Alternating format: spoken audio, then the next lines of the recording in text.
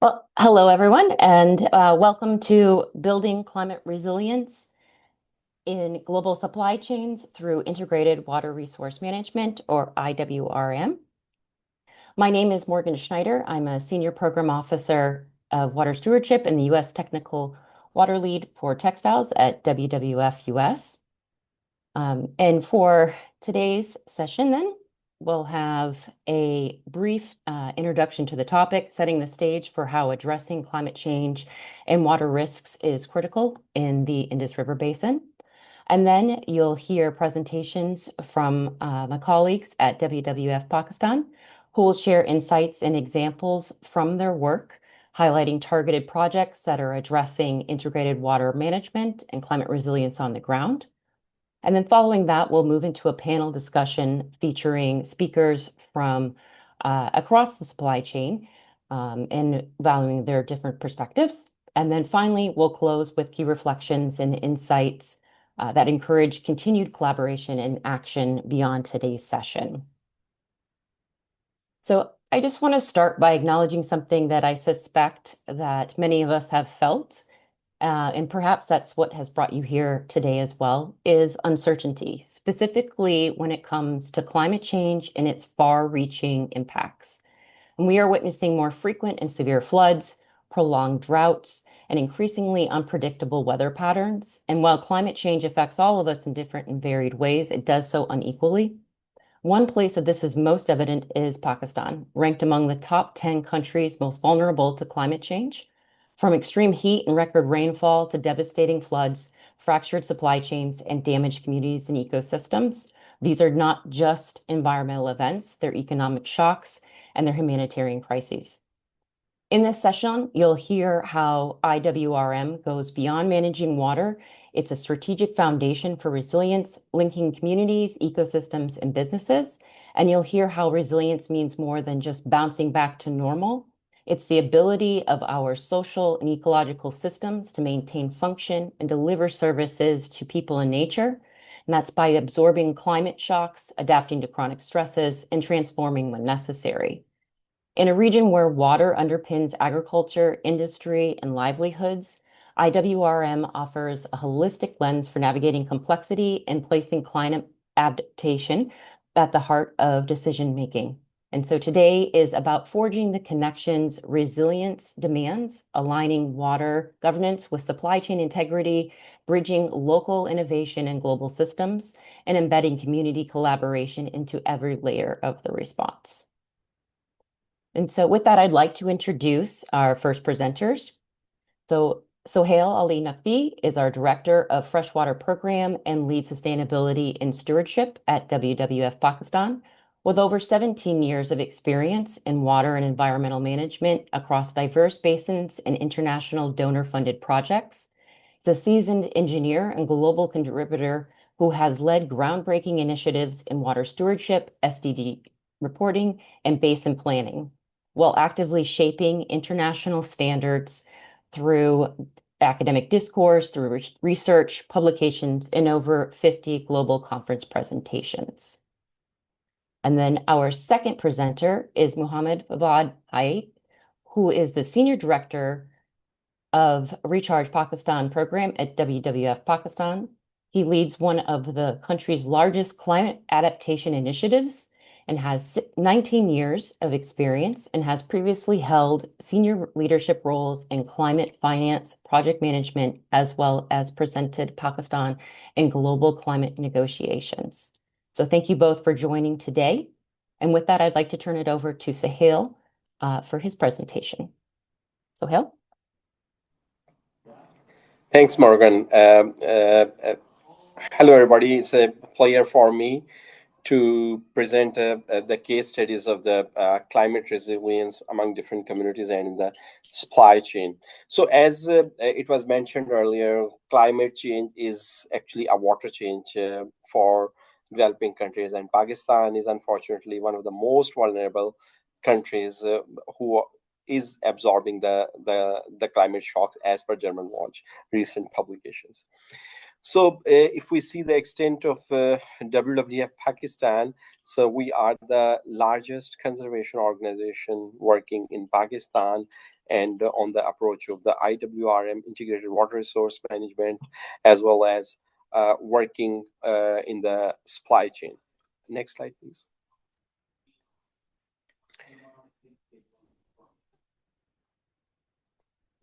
So, Pakistan is a diverse country, and being an agrarian economy, we are working in the different domains. Like there's a lot of rainfall events right now, which is being experienced by the different parts of the country. We do have Ramsar sites, wetlands, uh, a very beautiful delta, as well as the mountainous region. But unfortunately, due to these climate shocks, we are observing different events like from the droughts to heat waves, and nowadays the monsoon episode is actually experiencing with us on the different kinds of the flooding, including the urban flooding as well as on the riverine floods. Next, please. So if we see the overall the challenges in Pakistan, in fact, there are opportunities which are hidden in those. One of the most important is the awareness among the different groups. This is a normal trend. Everybody writes, okay, we need to make awareness, but what kind of awareness we need in different groups, like from the private sector to the public sector institutions, etc. So we need to categorize that and come up with an action plan. And similarly, in the crisis, climate change is at the top, obviously. And recently, we are experiencing the glacial lake outburst floods, the hill torrents, and the riverine floods. And if you see the third picture, it is actually the metropolitan city Karachi's picture. Recently, last week, actually, there was a high rainfall spell, uh, like high intensity, short duration, and the city was underwater. And this is unfortunate. The city having more than 16 million people population and economic hub, but they experienced a lot of losses due to the poor watershed management, as well as the some other challenges among the governance issues. Next, please.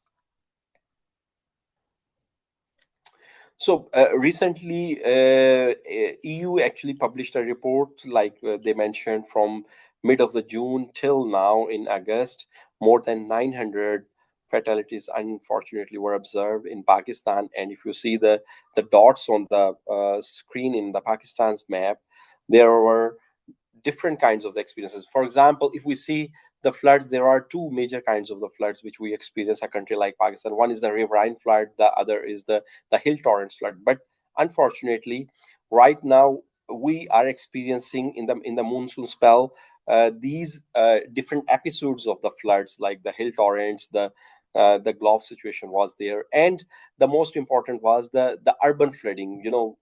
A couple of decades back, there wasn't the high extent of the rainfall which we are experiencing right now, due to which the infrastructure is not supportive, and uh, that is one of the reason the infrastructure is damaged. And if we see beyond the infrastructure from the urban communities to the peri-urban areas or in the agriculture side, the supply chain is damaged, like the textile supply chain, the cotton, agriculture, all these are damaged. And it reminded us back in 2022, we experienced one-fourth of the country's, the agri crops were underwater. And right now, uh, we are experiencing these kinds of the episodes in different parts of the country. So we need to come up with a comprehensive approach to tackle that shocks and to become a more climate resilient. And this is only possible if the private sector and the government sector can work together. And in my next slides, I have shared a couple of those examples on which we have been working from the past few years to tackle that climate shocks. Next slide, please. So, water stewardship is an approach or a tool by which WWF Pakistan tried to tackle that situation along with other approaches. Uh, Water in IWRM approach, there are two major categories. One is to manage the water at the macro shed level, where the recharge Pakistan is an example. My colleague will be presenting on that. And the other is the micro shed management, which is among the vulnerable communities, in the urban communities, and in the small settlements in collaboration with the different stakeholders. So that was something on which I'll be sharing the examples, like the stewardship and the collective action approach was started in Pakistan back in 2014, on the basis of which we took on board the corporates and in their global reporting or SDGs reporting, it was aligned with the approach of the corporates, and the water replenishment, water stewardship approach was promoted, and that was replicated among the different cities. Next slide, please. So here is an example. WA Pakistan joined hands with the Coca-Cola company 4 to 5 years back, and started work to replenish the different regions in Lahore, which is the second largest metropolitan city in the Ravi Basin. So the approach was to treat the existing water, like the gray water, ablution water used in the mosques, and reuse into the agri or horticulture purposes. Similarly, the rainwater or the flash flood water in the urban communities, that water was absorbed by installing the artificial recharge wells, which was actually replenishing the groundwater aquifer. And similarly, the wastewater, which is also another problem, and unfortunately big cities don't have the combined effluent treatment plants. So by promoting the nature-based solution, that wastewater is treated in the presence of the some of the green plants, the hydrophytes, and with the approach of the bioremediation or floating treatment wetland, and that water is used for agriculture as well as for the other purposes. So that was the approach in which we collaborated with the Koch Foundation, CCI, and the company. And until now, our target is we have crossed the 800,000 cubic meter of the water annual replenish capacity, and our target is 1.2 million cubic meter of the water to replenish that till 2028. So that is something in which the stakeholder mobilization is there, awareness raising, and collective action approach is there. Next slide, please. So a few glimpses of our interventions, because it's not the rocket science. I used to say being an engineer, but there is some techniques like how to tackle that water step by step, purify that, and use in different uh, interventions or in different sites. So you can see uh, the the universities and institutions were one of the major our target areas, because we used to engage the students, the academia, and there was a more component of the sustainability by engaging these different stakeholders. Next, please. And awareness raising among the communities, that was also a core component of our project, in which the local communities in their language, socio-cultural perspective is quite important in the developing countries. So in the local language, aligning with their local culture to make awareness, that was an important component in which we worked very closely with the communities and came up with the success stories. Next, please. Another example is our partnership with another corporate in Karachi, where under the collective action approach, the drinking water filtration plants were installed with the sustainable model, where the community is taking the ownership of the operation maintenance of the plant. The community provided the space as well as the water and electricity connection, and now they are taking care of the clean drinking water, because Karachi is at the delta. So the salts concentration is quite high because it's at the near to the sea level. So the TDS is quite high, and the clean drinking water is one of the issue. Along with that, there were different awareness raising campaigns and interventions in which we worked with the corporates and tried to promote with Racket the nature positive approach. And this partnership is still going on. Next, please. Another our initiative was working with the textile brands. Like we worked with some of the international textile brands whose supply chain was existing in the southern part of the country. And as I mentioned, due to the climate change, those crops were damaged. But in collaboration with the communities, we tried to promote uh, the high efficient irrigation systems, water conservation initiatives, and in the northern part of the country, like the national parks, we conserve the water, the rainwater, where the rainfall is more than 1400 millimeter on annual basis, and sometimes the spells are quite high. That water which is moving from the mountains, that water is captured in the different collection ponds, and that water is used by the communities. And interestingly, the wildlife, the common leopard habitats exist there.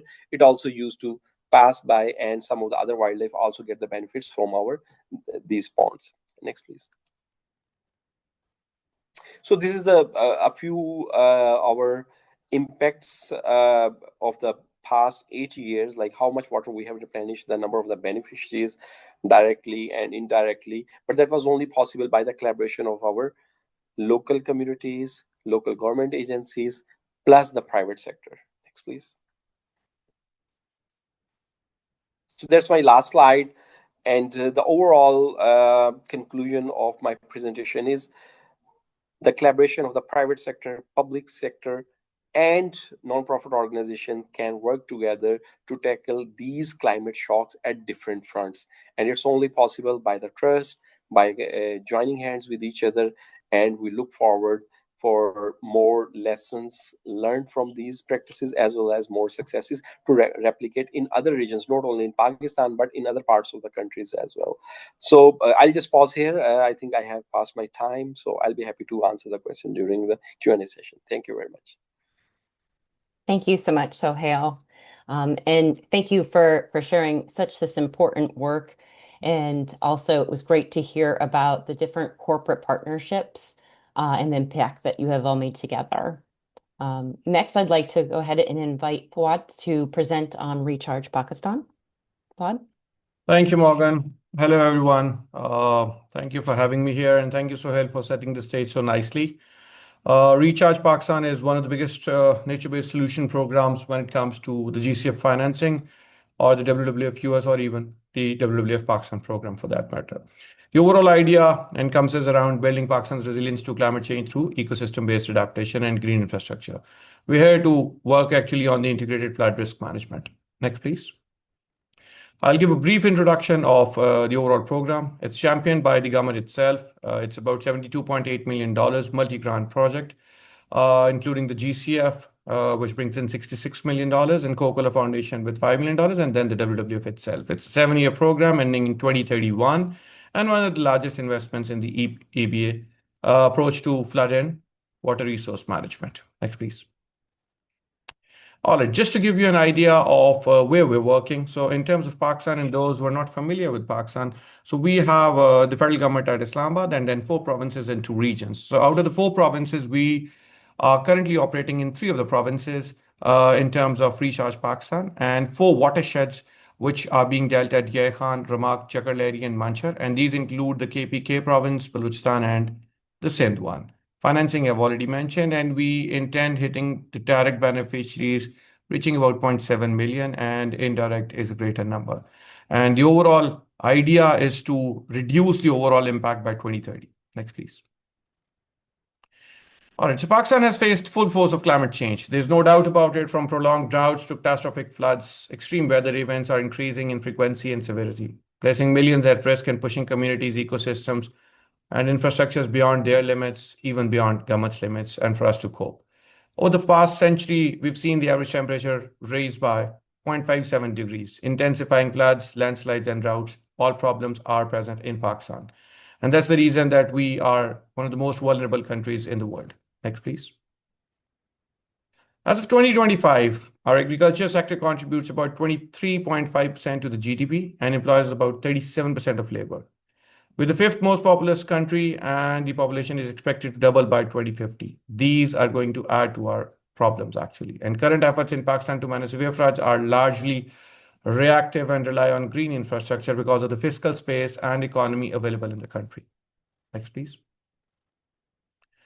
The 2010 floods were super floods when we started with that. They were having losses about $10.9 million back then. And ever since 2010, we've seen floods come every year, 2011, 12, 14, reaching finally at 2022, which we call the mother of all floods. And even we raised it at the UNFCCC COP as well. Whatever happens in Pakistan is not going to stay here in Pakistan, because this is something where it starts somewhere and rains somewhere else and floods in one country, and it will not remain here. 1/3 of our country was underwater by then, and the overall losses and damages exceeded about $30 billion for that matter. Next, please. As climate change outpaced the capabilities of traditional grey infrastructure, there was a need to paradigm shift. And that is the reason the government of Pakistan and WWF Pakistan started working on the fact and worked with the program called the Recharge Pakistan. Next, please. Just to give you a chronology, just to give you a brief history on when it all started and how much work has really gone into bringing this $73 million for that matter. It takes a whole lifeline, frankly, to reach to 2024, about 7 years of continuous efforts of feasibility studies, pre-feasibility studies, getting the approvals, and finally starting the project in 2024. So we're in the first year, we're done first year, and we are now signing agreements with the provinces for the implementation. Next, please. We started with the overall 11 proposed sites in the country, and that's where we identified. The blue is the floodplain and wetlands. Green is the watersheds, which give you an idea in the overall map of the country. Next, please. We came down to 6, where we started feasibility studies and detailed analysis on those one. And then moving on to the next one, these are the 4 sites we identified. Next slide, please. Yes, these are the 4 slides which we identified and which I mentioned that we're currently working on. Now, as you can see, the blue is the flood water. So we've identified the 2022 floods. So that's the grip or the pre-feasibility analysis and depth of the information and work which WWF Pakistan has done to identify that the exact watershed was the one where we identified that structures have to be built. And that's where the 2022 floods hit as well. And that's what makes us sad, actually, to see that we took about 7 years. That's the bureaucratic process to bring that money in. Otherwise, this loss could have been lesser, maybe. Next, please. Now, just to give you a brief idea of the overall project, it is actually divided into 3 verticals with 3 different components. The component 1 actually encompasses on the green infrastructures and the EVA, which is the proof of concept, actually. And then that's a great infrastructure. That's the green infrastructure where we'll be working on that. The hardcore one. Component 2 is enabling a paradigm shift towards EPA and green infrastructure. And component 3 is enhanced community resilience, which obviously is very important. Until and unless you work with the communities, you can't really have a sustainable impact and exit strategy for that matter. Next, please. So what are we actually achieving out of the program as an output? So we'll be restoring about 12,000 hectares of degraded watershed and floodplains. About 34 kilometers of flow paths, channels will be restored in 2 provinces. We're designing and implementing 127 green infrastructure interventions, which are divided into 6 verticals, which I will explain in the coming slides. And then working with the community-based organizations, the water user groups, and watch and ward systems. Component 2 is evidence-based, updated procedures for implementing EP and green infrastructures in Pakistan, working with the ministries and provincial governments as well. And lastly, improve climate-resilient livelihoods among vulnerable communities through trainings, providing drought-resistant species, soil management, drip irrigation systems, and water storage tanks through the agriculture departments. Next, please. The key outcomes. I would personally say these are the 4 pillars on which the Recharge Pakistan stands. That's what we intend achieving. That's what has been anticipated. About 51,000 hectares of reduction in area under flood extent. 1,600 million liters of water. That's soil infiltration. Groundwater replenishment. And then the water storage itself, the retention capacity of the EB and green infrastructure is at 20 million cubic meter. And lastly, the estimated GHG emissions, which is about 26,000 ton carbon dioxide over 7 years, and then a greater number over the anticipated 40 years of project advantages. Next, please. These are the interventions in Manchar and Chakal area. I would not really go into these details because of the time constraints we have, but this is just to give you an idea on how many infrastructures are we developing in these provinces. Next, please. We can have the video. Can you play that? It's a smaller one. So it's just to give you an idea on the GIS that overall, this is the Pakistan map. That's the Indus River, and 80% of our country focuses on that. That's the lifeline for us. That's the watershed we'll be working on. It's Chakar Lehri moving into Manchar for that matter. That's the drainage part of that. And these are the interventions we intend doing into Balochistan and Sindh. These are the two provinces where these things are joined and they're working together. The Balochistan water will actually go towards the Manchar. And that's the overall feeding for that matter.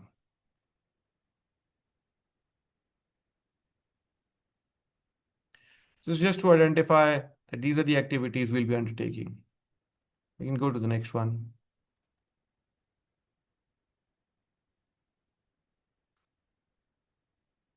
All right. So similar activities in Khyber Pakhtunkhwa, if we can have, yes, it's a small video again, just to give you similar idea. We can even skip this one because this is just to give you an idea on the interventions which are similar. Here there are two watersheds, which is DI Khan itself and the Ramak one. That's drainage from where the water starts. It's climate smart agriculture, the greater portion. About 58% of our overall project is focusing on the DI Khan and Ramak watersheds in the KB province for that matter. That's where the 58% is going towards. I think we can move to the next slide now.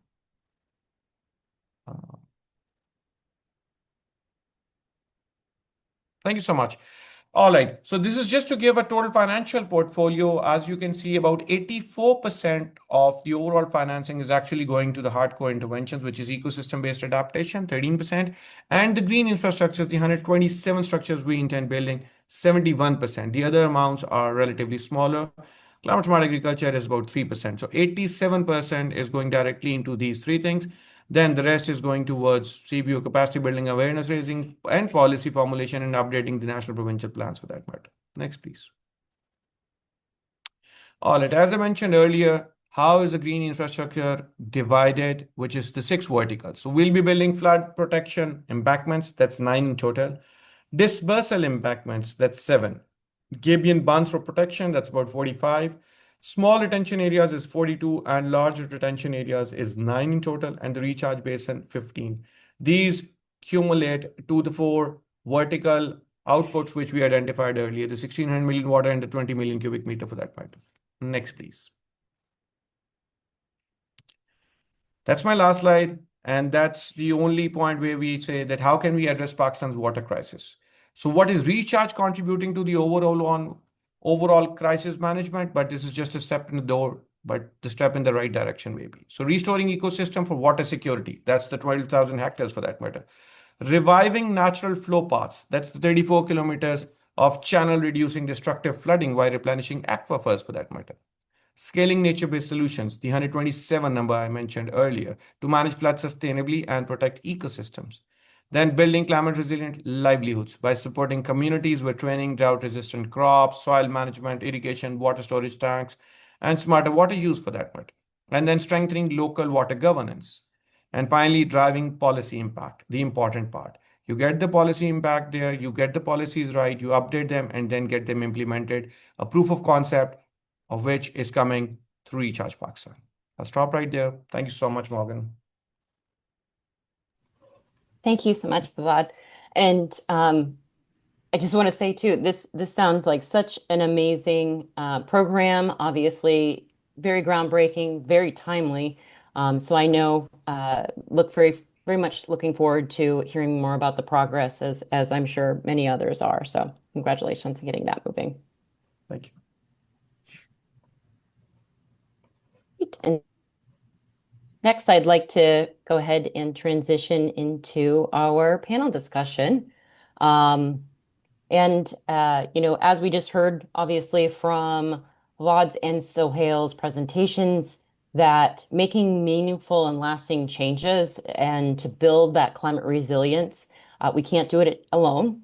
And I think this is also will be very apparent from the panel speakers as well, who represent multiple industries and multiple points across the supply chain. And so I would like to welcome Muhammad Abdullah, who is a dedicated cotton farmer from Pakistan who has partnered with the Better Cotton Initiative in WWF to promote sustainable agriculture and improve soil health despite facing mounting challenges like climate change, poor seed health, and rising input costs. His journey reflects the challenges and resilience of Pakistan's cotton growers as they navigate declining yields and strive for a more sustainable future. So welcome, Mr. Abdullah. I'd like to also welcome Meltem Toll, who is the global water lead for the Coca-Cola Company. And prior to this role, she led sustainability for the Eurasia and Middle East region of the company, where she also partnered with WWF Pakistan on several projects, including Recharge Pakistan. Saqib Sohail, who also brings deep expertise in textiles, management, thought leadership, and co-creation, as well as specialisms in climate action and process innovation. He is the winner of the Ryan Young Climate Plus Award and named in the Vogue Business 2024 100 Innovators Sustainability Thought Leaders. In his role as head of engagement at the Microfiber Consortium, he's working to help organizations understand the importance of tackling fiber fragment pollution. And last but certainly not least, we have Susanna Cooley, who is the head of environment strategy and performance at Reckitt.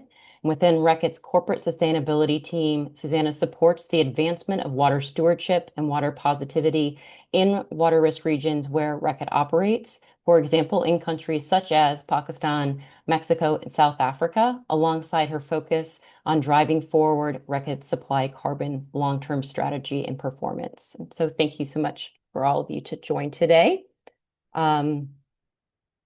Just like to go ahead and just jump right in here and would like to ask Mr. Muhammad then, for climate change continues to have significant effects on climate farming, especially when it comes to water availability and management.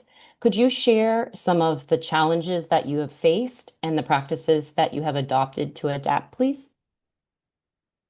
Yeah. Thank you, Morgan. Thank you, Sohail, for setting up this panel discussion. And it's my pleasure to have me here. And first of all, I would like to say thanks to this project, which was funded by the Nike and WWF US, because the farmer community is getting benefit from this project as well. So the climate change has introduced serious challenges for the cotton farming, particularly in the form of irregular rainfall, recurring heat waves, and water scarcity. And also there is a severe pest pressure on the cotton crop. And especially we are facing like intense heat wave that is severely causing the cotton plant, damaging the cotton plant, that plant to experience the rapid leaf scorching within just a few days. That affect especially the cotton quality and the cotton yield. So as a farmer, so it is also reducing the cost and also rising up the input cost. So we are, as a farmer, we are also trying to adopt the best practices because in collaboration with WWF and the basin and other programs in Pakistan. And we are trying to adopt those practices that can more efficient and build greater resilience against the climate change. And I would like to say thanks again to the WWF and the BCI who are contributing in this a lot. But climate change seriously damaging the cotton in Pakistan, especially in Pakistan. Thank you. Thank you so much, Mohammed, for sharing that with us. Next, I'd like to ask Saqib. Textile production is water intensive, and the wastewater created can be harmful to the environment and people. What practices have you implemented on or off site that treat and reuse water more responsibly?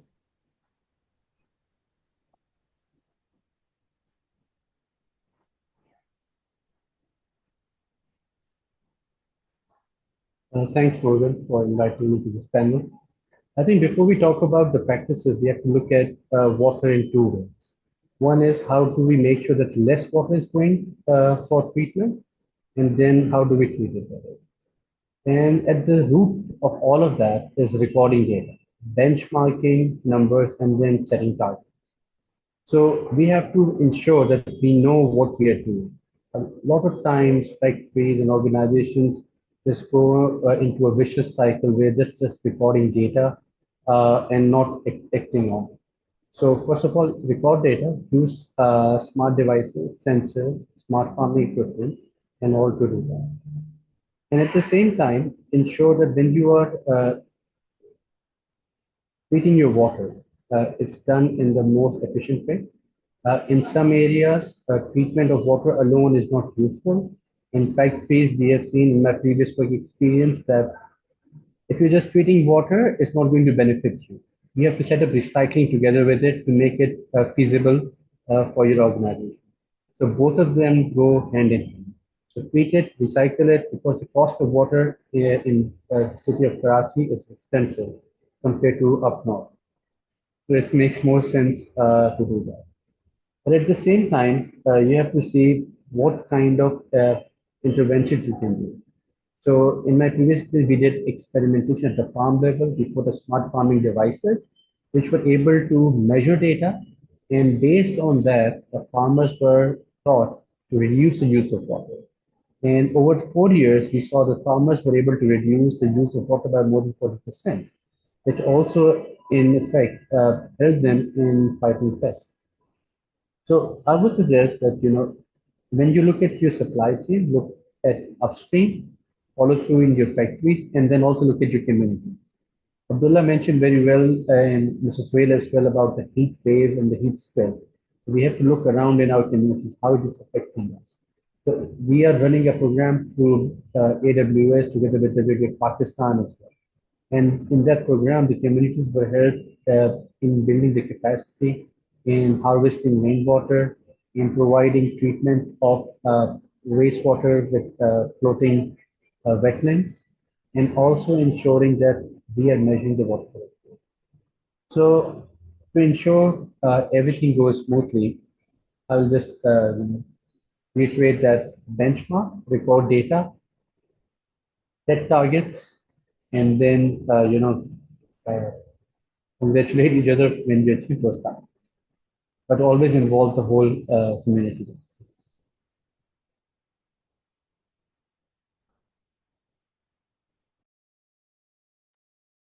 Thank you so much. Obviously, lots of different components to consider and many different individuals that need to be included. And obviously, again, rising those points of including the community in the work that is happening, obviously on sites, but obviously in the landscape as well. Thank you for that. I'd like to go over to Susanna. Why has Reckitt prioritized addressing water and climate risks? And how are you working with suppliers, more specifically in high-risk regions, to advance water stewardship and climate resilience? Thank you. And apologies if you can hear some background noise. I'm in somewhere it's been a little bit too busy. But first of all, I just want to say thank you for inviting me to join the panel today. It's a pleasure to listen and to join in the discussion. So to your question, why is it important to Reckitt to focus on water and climate risk? Well, for us, we recognise that climate and the environment we're part of shapes our lives and our health. It impacts on people's health has been increasingly visible from the changes in the climate and the ecosystem. Reckitt particularly, our focus is on enabling better health and hygiene for the millions that we serve every day. So it's really around that frames our approach to climate change and how we support nature and water. Moving on to how we're working with suppliers, well, really like was mentioned earlier, our initial focus is what is really for the purpose of Reckitt and where we put all our energies.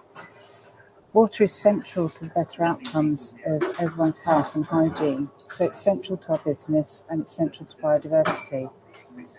We actively work to support better access on safe and clean water and sanitation for the people that we serve and within the river basins that we're part of. So that first step really is within our own manufacturing.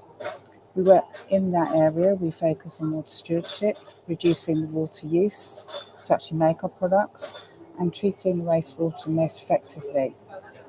But then building out from that, it's really important for us to engage with our suppliers and our peers in the areas where we're operating that are facing water risks either now or in the future. In those areas, what we're looking to do, and this is often has been part of our global WWF partnership, but also with local actors, we really focus on collective action. For example, some of the projects that was mentioned earlier in Pakistan, but similar projects we have happening in Mexico and India. But we also work on global initiatives like the WWF's Freshwater Challenge and with the WRC's Top 100 Basin Action Programmes. Because really we recognise that we can't solve these big global challenges on our own. We need to work collaboratively and collectively and understand others' views and the ways forward together.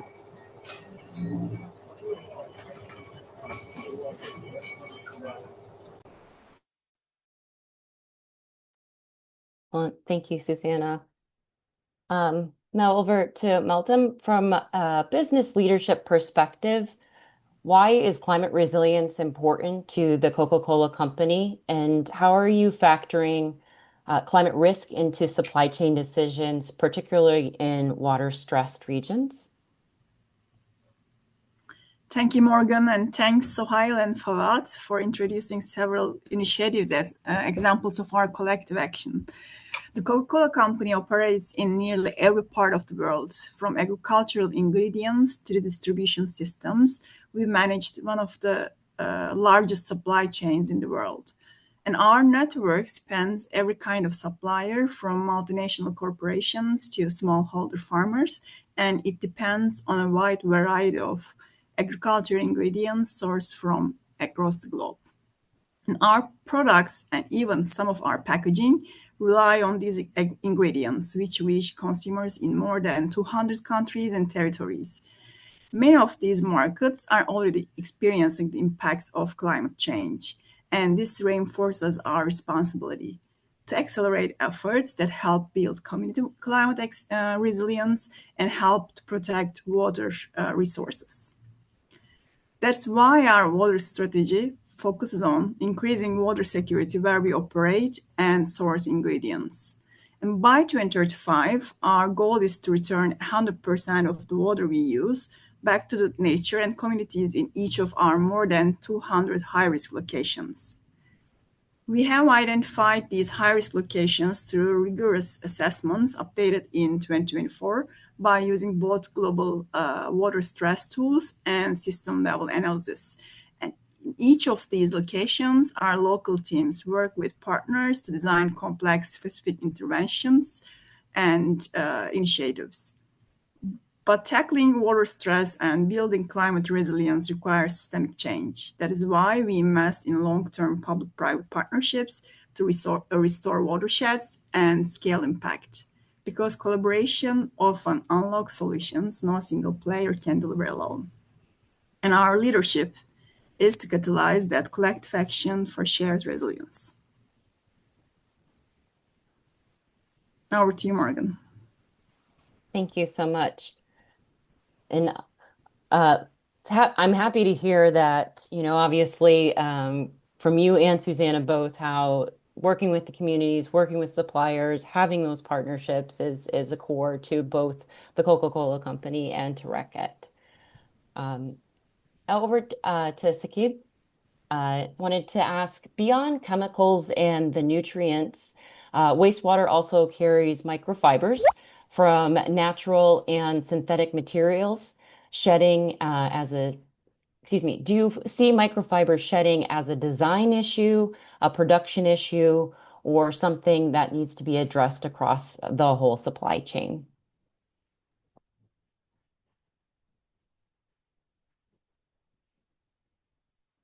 It's very important to understand that, fiber shedding is occurring all the way from farm to the end of life of product. It's happening when it's going through wastewater as sludge. It's going through water from our washing machines. It's polluting the underground water, the farm level. And what people don't understand is that, you think of fibers as just fibers, but they're not just fibers. They contain chemicals. They contain different sort of material which should not be part of drinkable water. It should not be part of the ecosystem to begin with. And that's why a lot of emphasis is on treatment of water before you throw it out from your facilities. But these sort of facilities are not always available at SME level. They're not available at farming level. And that's what we need to focus on collectively. But the kind of pollution that we're talking about, and it's not just going into the water, it's going into air and you're inhaling. And the impact of that results over time. You cannot see that immediately. People suffer through health and lung diseases and breathing problems and all. But when we talk about textiles, we feel like that, a lot of wood fiber, if we can save it through science-based innovation, factories can save a lot of money in terms of the fiber that you're using to create products. If I'm able to reduce fiber shedding by even 5 to 6%, the amount of raw materials that I need to create more textiles is going to be reduced as well, which is going to save a lot of money to the factory as well as save the environment and the ecosystem as well. So it's important to understand that fiber shedding is not only occurring when a production process is going on, it's occurring while we are sitting down on our sofas, and our cushions. Our fabric is, is in constant contact with our environment. When we are walking on carpets, everywhere we go, you will see different type of fibers. And sometimes people confuse fibers and microfibers with microplastics. So natural fibers also, they shed a lot. I think they shed a lot more. We have done studies that natural fibers shed a lot more than synthetic fibers. So we have to be more careful. And the size of the particle is very small. So to be able to understand that in your facilities, to be able to measure that, and I go back to the same point, everything starts with measuring correctly. If you don't measure it, you're not able to improve on it. And if you're not able to improve on it, you're just greenwashing.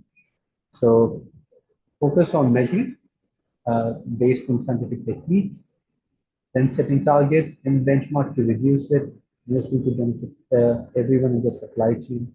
But most importantly, we have to find solutions there to ensure that the fiber which is going into our waterways is properly taken care of. And the chemicals that we're using to dye our fibers, to treat our fibers, they're also moving towards bio-based and environmentally friendly category. So yeah, Morgan, it affects everything, and we have to be involved. And I go back to my same request that it's collective action, which I see over here in the panel as well.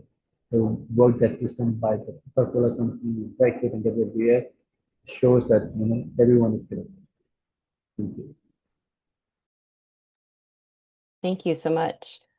And I know you brought up the point of measurement, and I think that is something that a lot of times gets overlooked or not as much thought goes into is those actual metrics and really being able to utilize those to monitor and track those progress pieces. But again, being able to have that collective action also and measuring some of those aspects as well is just important. Thank you so much, Saqib. I'd like to go back over to Mohammed. Could you please speak to how do those rising input costs and poor seed quality combined with growing climate and water risks contribute to the challenges of long-term sustainability in cotton farming, please? Yeah, thank you, Morgan. Actually, these are the two big issues especially in Pakistan, the rising input cost and poor seed quality and increasing the climate and water risk are directly affecting the sustainability of cotton farming.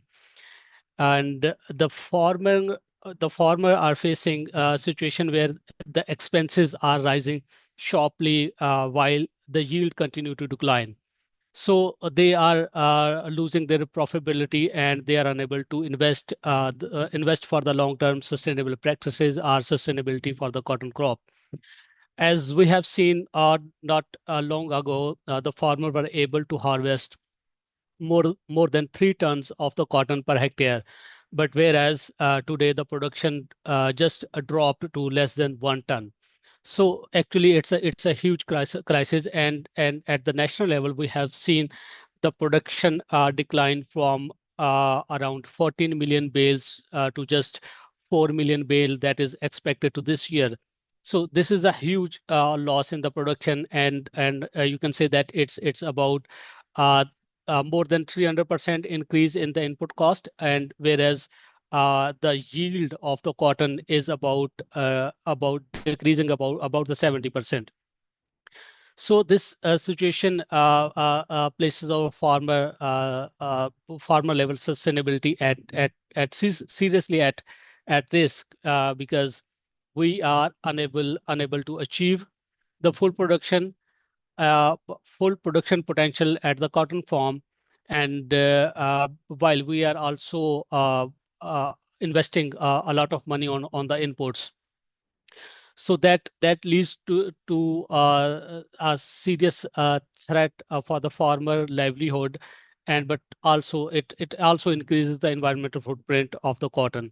So in a nutshell, we are using more resources while we're getting the less production.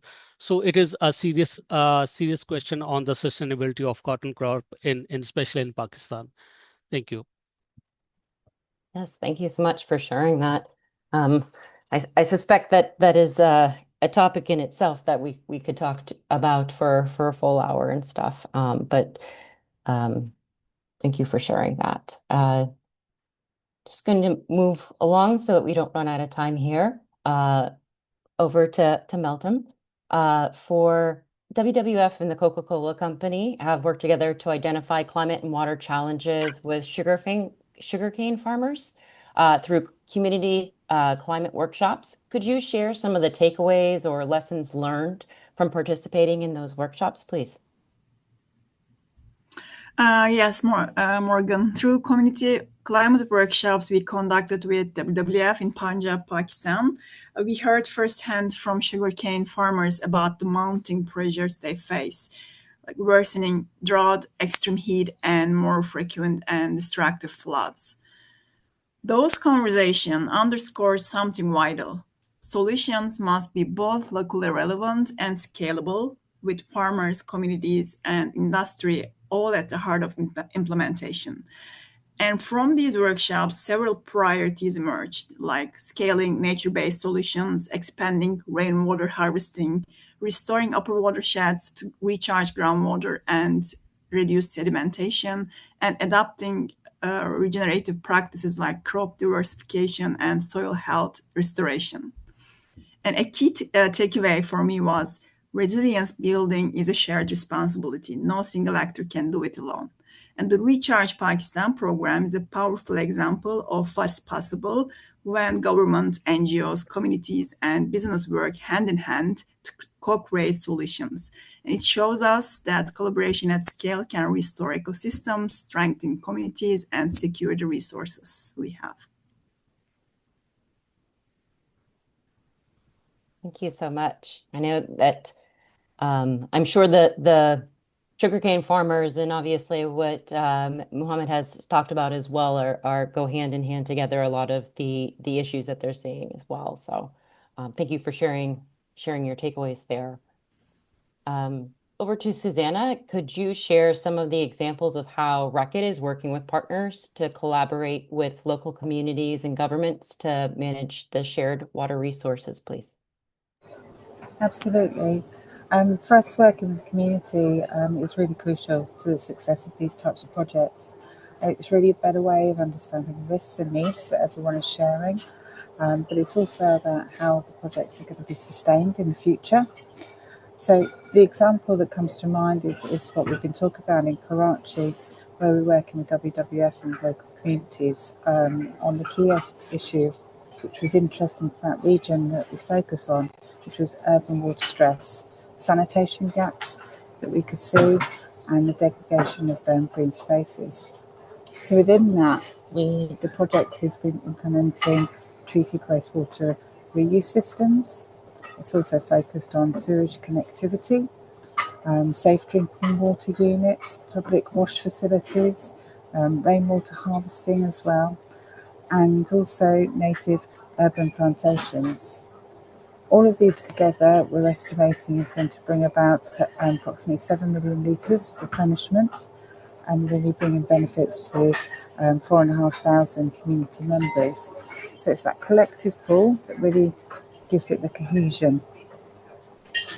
Within that, we're also working at how we can strengthen future work and future collaboration on urban water management. In that particular area, there is a group, the Collective Action Platform, where we've been active in really supporting to strengthen that through multi-stakeholder sessions, bringing others together to visit some of the interventions that have been happening on the ground, but really to promote that exchange and building the trust that was mentioned earlier. In parallel to that, we're also working very hard on bringing awareness around WASH solutions and the need for principles being shared by teachers, but through training that we're doing for teachers, but also awareness in local community centres to really bring about that linkage between what's happening for climate resilience, nature-based solutions, but also in terms of the actual need around WASH.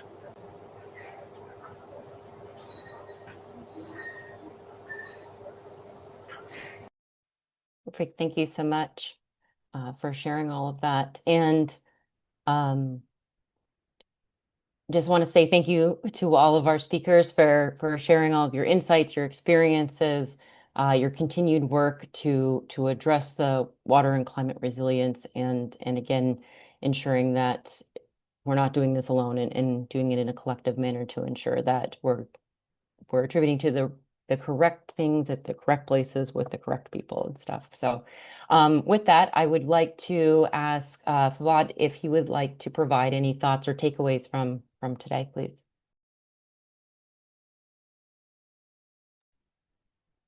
Thank you so much for that. I think I'll just take a minute.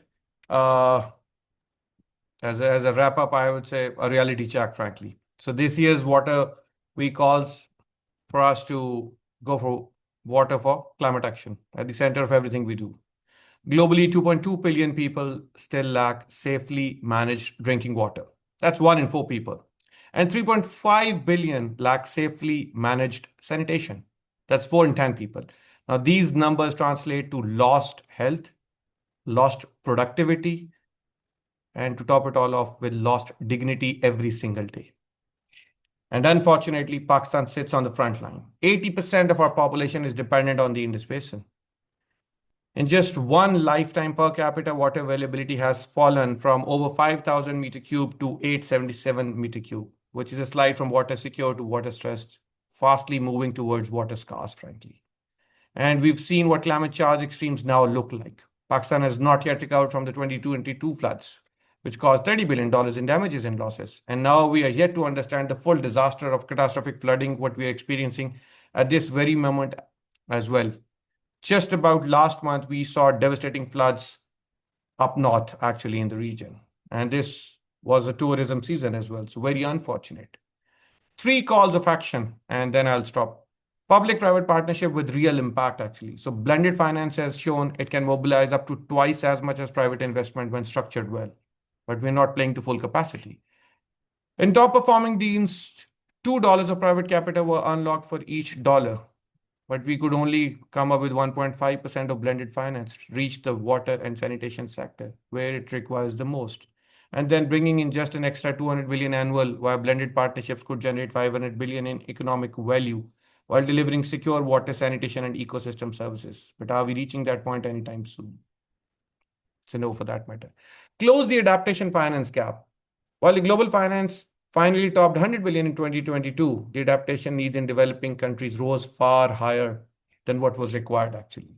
Given the scale of challenges ahead, nations must step up and agree on a stronger, collective, quantified goal for climate finance, moving beyond reactive incremental flows towards financing that is anticipatory and strategic. And above all, we need more grant-based, accessible, and locally delivered finance. Keep this forum alive beyond this week. That's my last comments. Forums like ours are the seeds of powerful multi-stakeholder coalitions. When structured well, they evolve into actionable, impactful pilots with measurable outcomes, frankly. If we act together, policy, finance, and practice aligned, water can be the lever that stabilizes climate impacts, protects economies, and safeguards peoples. We're committed to not only to the idea, but to the action of Recharge Pakistan stands ready to partner. I thank you all for your attention and wish you a meaningful future collaborations. Thank you so much. I'll stop right there. Thank you so much. And with that, I would like to go ahead and just thank all of the speakers today for joining me and for our audience as well. I know this is a timely topic that we're all very much invested and interested in. And so obviously would like to continue the conversations. If there are any questions or comments and such, we would love to have those discussions. Unfortunately, we are out of time. But please reach out, and thank you all very much. Have a great evening.